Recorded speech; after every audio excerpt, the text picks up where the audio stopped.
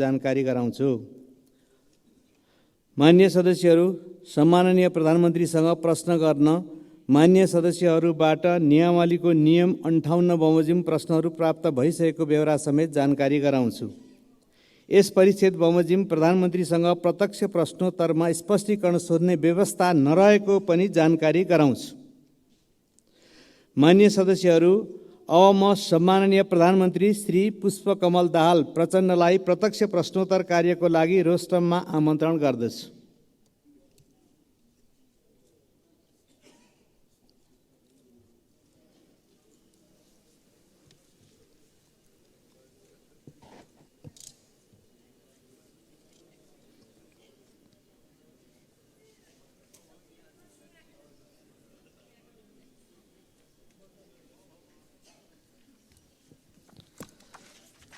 मान्य सदस्यहरू, अब प्रधानमन्त्रीसँग प्रत्यक्ष प्रश्नोत्तर कार्यक्रम प्रारम्भ हुन्छ।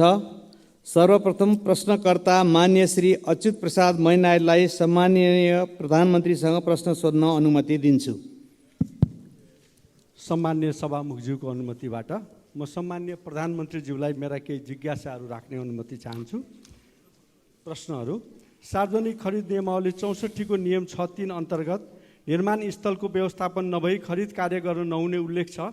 राष्ट्रिय गौरवका आयोजनाहरू बुढी गण्डकी, सुनकोशी मरिन, काठमाडौँ तराई द्रुत मार्ग, खोकना खण्ड, निजगढ अन्तर्राष्ट्रिय विमानस्थल टाङ्गिया बस्ती, पूर्व पश्चिम रेलमार्गको जग्गा अधिग्रहण एवं घर टहरा हटाउने क्षतिपूर्ति दिने साथै तामागढी सिमरौनगढ हुलाकी सडकको मुआब्जा जनताले 4 वर्षदेखि पाउन सकेका छैनन्। यसै आबोमा बजेट विनियोजन छैन। साथै बहुचर्चित रेल सेवा सञ्चालनबारे सरकारको दृष्टिकोण के छ र यसै गरी संसदमा समेत आवाज उठेको सम्माननीय सभामुख महोदय, रुस युक्रेन युद्धमा रुसको पक्षबाट नेपाली युवाहरूको संलग्नताको विषयमा सो बारेमा पनि म सरकारको जिज्ञासा जवाफ चाहन्छु। धन्यवाद। अब सम्माननीय प्रधानमन्त्री श्री पुष्पकमल दाहाल प्रचण्डलाई उक्त प्रश्नको जवाफ दिन अनुमति दिन्छु। सम्मान्य सभामुख महोदय, म यो प्रश्न उत्तर कार्यक्रममा मान्य सदस्यहरूको प्रश्नको उत्तरको निम्ति उपस्थित छु। म प्रश्न उत्तरमा सहभागी हुनु अगाडि केही दिनदेखि आएको अविरल वर्षाको कारण पूर्वी नेपालका खास गरी सङ्खुवासभा, ताप्लेजुङ, पाँचथरका जिल्लाहरूमा ठुलो धनजनको क्षति भयो र त्यसको प्रत्यक्ष अवलोकन गर्न नेपाल सरकारको तर्फबाट हामी त्यहाँ पुग्यौँ पनि, तर मौसमको खराबीको कारणले सबै चिज यथार्थ अवलोकन गर्न त हामीले सकेनौँ। तैपनि हामीले त्यहाँको निम्ति तत्काल आवश्यक पर्ने राहत, उद्धार र पुनर्स्थापनाको सम्भावनाबारे छलफल गऱ्यौँ र युद्धस्तरमा उद्धार र राहत कार्यक्रम अगाडि बढाउन सम्बन्धित सबै निकायहरूलाई निर्देशित दियौँ। म अहिले त्यसको व्याख्या होइन, खालि म मृतकहरूप्रति श्रद्धाञ्जली र शोकसन्तप्त परिवारहरूप्रति समवेदना व्यक्त गर्न चाहन्छु। त्यसै गरी आज ओखलढुङ्गामा पनि फेरि पहिरोमा परि जो 4 जनाको क्षति भएको कुरा आएको छ, उहाँहरूप्रति पनि म श्रद्धा व्यक्त गर्न चाहन्छु र पीडितहरूप्रति संवेदना व्यक्त गर्न चाहन्छु। हामी सबै मान्य सदस्यहरूसँग नेपाल सरकारको तर्फबाट हाम्रो विकासको मोडालिटीको बारेमा, हाम्रो भौगोलिक अवस्थितिको बारेमा भौगोलिक अध्ययन गरेर बस्तीको बारेमा हामीले गम्भीर रूपले र रणनीतिक रूपले नसोच्ने हो भने यस्ता घटनाहरूको पुनरावृत्ति भइराख्ने स्थिति छ। यतातिर नेपाल सरकारको पक्कै पनि गम्भीर रूपले ध्यान आकर्षित भएको छ। म सबै मान्य सदस्यहरूले पनि यो विषयलाई हामीले दीर्घकालीन ढङ्गले विचार गर्न जरुरी छ भन्ने आग्रह गर्न चाहन्छु। अब म प्रश्न उत्तरतिरै लाग्छु। सरकारले राष्ट्रिय गौरवका आयोजनामा बजेट सुनिश्चित गर्ने गरेको छ।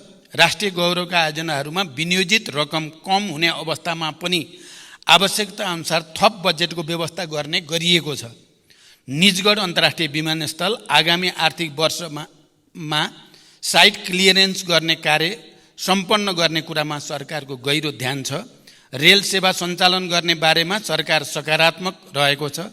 साथै राष्ट्रिय गौरवका आयोजनाहरू तथा अन्य प्राथमिकता प्राप्त आयोजनाहरूको जग्गा अधिग्रहण, मुआवजा तथा क्षतिपूर्ति वितरण गर्ने कार्य सरकारको प्राथमिकतामा रहेको छ। आगामी दिनमा आवश्यक बजेट व्यवस्था सहित सम्बन्धित निकाय मार्फत यस विषयमा सम्बोधन हुने बेहोरा म मान्य सदस्यहरूलाई अवगत गराउन चाहन्छु। अन्तर्राष्ट्रिय राजनीतिमा घटिरहेका घटनाहरूप्रति नेपाल सरकारको गहिरो ध्यान छ भन्ने कुरा पनि म राख्न चाहन्छु। धन्यवाद। अर्का प्रश्नकर्ता मान्य श्री अजय कुमार चौरसिया। सम्माननीय सभामुख महोदय, सम्माननीय प्रधानमंत्री जी, लगभग 70% राजस्व मध्य प्रदेशको वीरगञ्जबाट सङ्कलन हुन्छ। जनसङ्ख्या अन्य प्रदेशभन्दा बढी भएको तर बजेट विनियोजन मध्य प्रदेशमा सबभन्दा कम किन भयो? पर्साको वीरगञ्ज सरकारको प्राथमिकतामा किन परेन? वीरगञ्ज सहरको स्तरोन्नतिको लागि के कार्यक्रम आएको छ? सम्माननीय प्रधानमन्त्रीज्यू, वीरगञ्जको नारायणी उपक्षेत्रीय अस्पताल, ठाकुराम बहुमुखी क्याम्पस, आदर्शनगर र नारायणी रङ्गशालाको स्तरोन्नतिको लागि कति रकम विनियोजन भएको छ? स्वास्थ्य, शिक्षा र कृषि र रोजगारको राम्रो व्यवस्था बिना कुनै पनि मुलुकको उन्नति प्रगति हुन सक्दैन भन्ने थाहा हुँदाहुँदै यसमा सरकारको पर्याप्त ध्यान किन जान सकिरहेको छैन? सम्माननीय सभामुख मार्फत म सम्माननीय प्रधानमन्त्रीजीबाट उत्तर चाहन्छु। धन्यवाद। सम्माननीय प्रधानमन्त्रीज्यू। सम्मान्य सभामुख महोदय, मध्य प्रदेशमा कम बजेट विनियोजन भयो भन्ने कुरा साँचो होइन। सङ्घीयताको मर्म अनुरूप सङ्घबाट प्रदेश र स्थानीय तहमा हुने वित्तीय हस्तान्तरणको 15% भन्दा बढी रकम मध्य प्रदेशमा नै जाने गरेको छ। यसका अतिरिक्त सङ्घबाट सञ्चालन हुने पूर्व पश्चिम राजमार्ग, पथलैया वीरगञ्ज कोरिडोर, चन्द्रपुर गौर राजमार्ग, हुलाकी राजमार्ग, सुनकोशी मरिन डाइभर्सन, बागमती कमला चन्द्रनहर लगायतका सिँचाइ आयोजना, विभिन्न औद्योगिक पूर्वाधार तथा व्यापारिक पूर्वाधार आयोजनाहरू तराई मधेसलाई लक्षित गरी नै अगाडि बढेका छन्। तराई मधेस समृद्धि कार्यक्रम, मधेसलाई काठमाडौँसँग जोड्ने द्रुत मार्ग लगायतका ठुला परियोजनाहरू पनि मध्य प्रदेशमा नै पर्ने र तिनको समयबद्ध कार्यान्वयनका लागि यथेष्ट बजेट विनियोजन गरिएको छ। सञ्चालनमा रहेका आयोजनाहरूको कार्य प्रगति र आवश्यकताका आधारमा बजेट विनियोजन हुने भएकोले बजेटको अङ्कसँगै त्यसले पार्ने बृहत्तर प्रभावलाई समेत सकारात्मक रूपमा लिइदिन हुन म मान्य सदस्यहरूलाई विशेष आग्रह गर्न चाहन्छु। पर्साको वीरगञ्जको विकास सरकारको प्राथमिकतामा छ। नारायणी रङ्गशालामा आगामी वर्षका लागि 1,50,00,000 विनियोजन गरिएको छ। नारायणी अस्पतालको लागि रु 41,30,00,000 विनियोजन गरिएको छ। ठाकुरराम बहुमुखी क्याम्पसका लागि विश्वविद्यालय अनुदान आयोग मार्फत अनुदान जाने व्यवस्था मिलाइएको छ। सरकारले मानव जीवनसँग सम्बन्धित अत्यावश्यक विषयहरू स्वास्थ्य, शिक्षा, कृषि र रोजगारीलाई उच्च प्राथमिकतामा राखेको छ।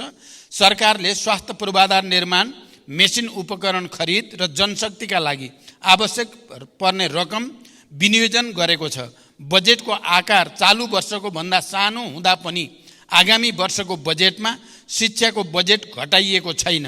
कृषि क्षेत्रका लागि उत्पादनमा आधारित अनुदान, रैथाने बाली प्रवर्धन, रासायनिक मलमा बजेट व्यवस्था लगायतका कार्यक्रमहरू रहेको जानकारी गराउन चाहन्छु। धन्यवाद। अर्का प्रश्नकर्ता मान्य सदस्य श्री अञ्जनी श्रेष्ठ।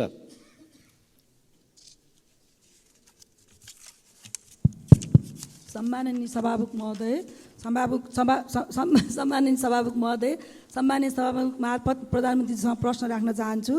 यस गरिमामय सदनमा शून्य समय, विशेष समय र आकस्मिक समयमा उठाएका जनतासँग सरोकार भएका प्रश्नहरूको उत्तर कहिले आउँदैन, किन? यो सदनमा प्रस्तुत बजेटमा 77 जिल्लालाई सम्बोधन गर्दा जनतालाई सरकार छ कि छैन महसुस भएन। अबका दिनमा सरकार जनतासँगै रहेको महसुस कसरी दिलाउन सकिन्छ भन्ने जिज्ञासा राख्न चाहन्छु। धन्यवाद। सम्माननीय प्रधानमन्त्री। अहिले भर्खरै बोल्ने मान्य सदस्यको मैले नाम थाहा पाउनु पर्ने भयो। अञ्जनी श्रेष्ठ।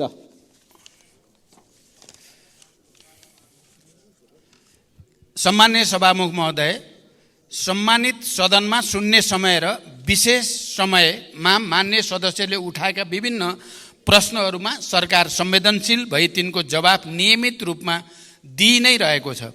सदनमा उठाइएका प्रश्न र जिज्ञासाहरूको जवाफ दिने जिम्मेवारी र उत्तरदायित्वबाट सरकार कहिल्यै पछि हटेको छैन र कहिल्यै पछि हट्ने पनि छैन। राष्ट्र र नागरिकको समग्र हित तथा समुन्नतिका लागि सरकार सदैव प्रयत्नशील रहँदै आएको छ र प्रयत्नशील रहि नै रहनेछ। जनसरकारका विविध विषयलाई उचित सम्बोधन गर्दै तथा विकास निर्माण कार्यलाई गति दिँदै सरकार र नागरिक बीचको सम्बन्धलाई सुदृढ बनाउन सरकार दृढ सङ्कल्पित रहेको जानकारी गराउँछु। धन्यवाद। अर्का प्रश्नकर्ता मान्य श्री अनिता देवी। मान्य श्री अनिता देवी।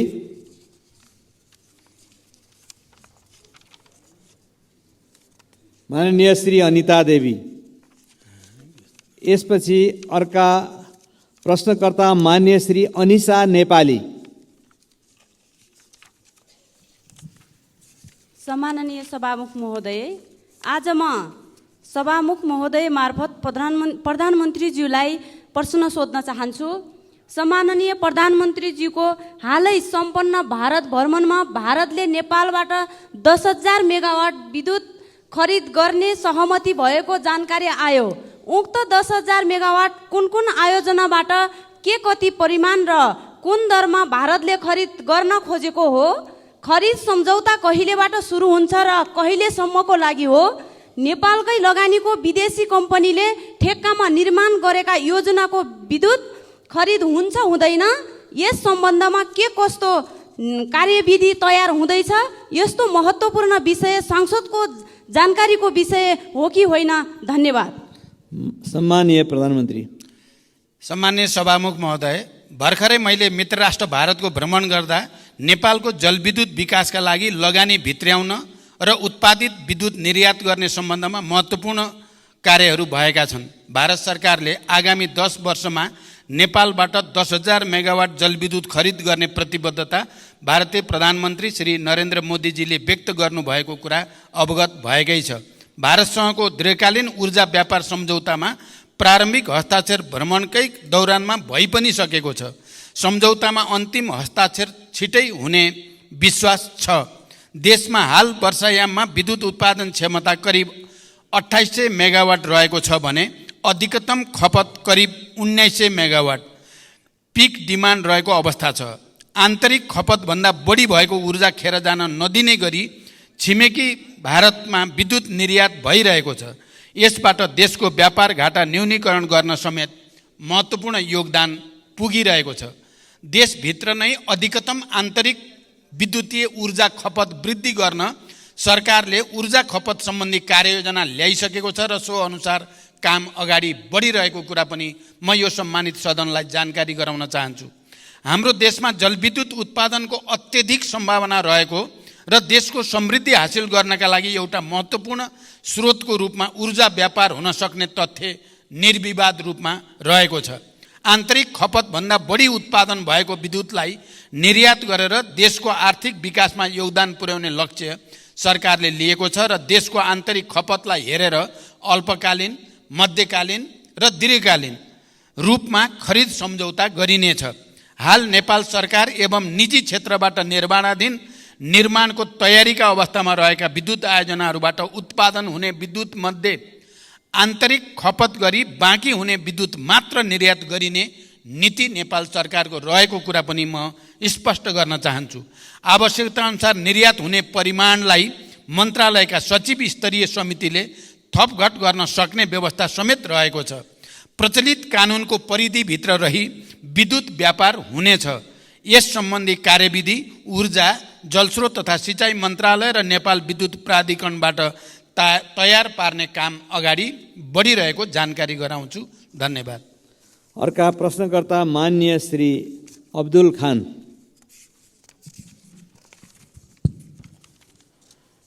सम्माननीय सभामुख महोदय मार्फत सम्माननीय प्रधानमन्त्रीज्यूलाई प्रश्न सोध्न चाहन्छु।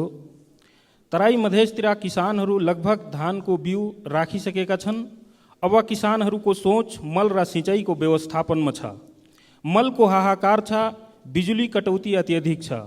सीमा नाकामा जनताले दिनहुँ गाली पिटाई खाइरहेछन्। 1 बिघा अर्थात् 20 कट्ठाको खेती गर्ने किसानलाई 2 बोरा युरिया, 1 बोरा डिएपी चाहिन्छ। भारतबाट ल्याउँदा नेपाल प्रहरीले जफत गर्छ।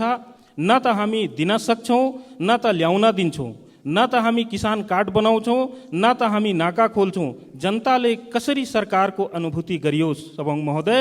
त्यस्तै पैसा तिरेर पनि हाम्रो सरकारले किन मल समयमा किन्न सकिरहेको छैन, स्पष्ट कारण चाहिन्छ सभामुख महोदय।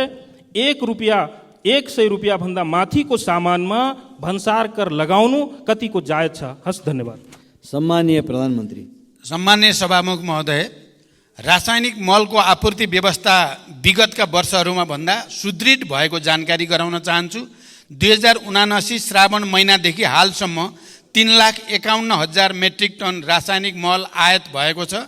त्यो मध्ये 71,000 मेट्रिक टन विभिन्न बिक्री डिपोहरूमा मौजदात रहेको छ। भारतको कलकत्ताबाट 45,000 मेट्रिक टन डिएपी यो महिनाभित्र नेपाल भित्रिने व्यवस्था गरिएको छ। धान रोप्ने सिजनमा विगतको जस्तो मल अभाव हुने अवस्था यसपटक रहेको छैन। सुरुमा रासायनिक मलको लागि रु 15 अरब विनियोजन भए पनि थप रु 23 अरबको स्रोत सुनिश्चित गरी मल आपूर्ति व्यवस्थालाई सुदृढ गरिएको छ। यसबाट सरकार किसानहरूको लागि रासायनिक मल उपलब्ध गराउन जिम्मेवार रहेको तथ्य प्रमाणित हुन्छ। मलको आयातमा सङ्घीय मन्त्रालयलाई जिम्मेवार बनाइएको छ भने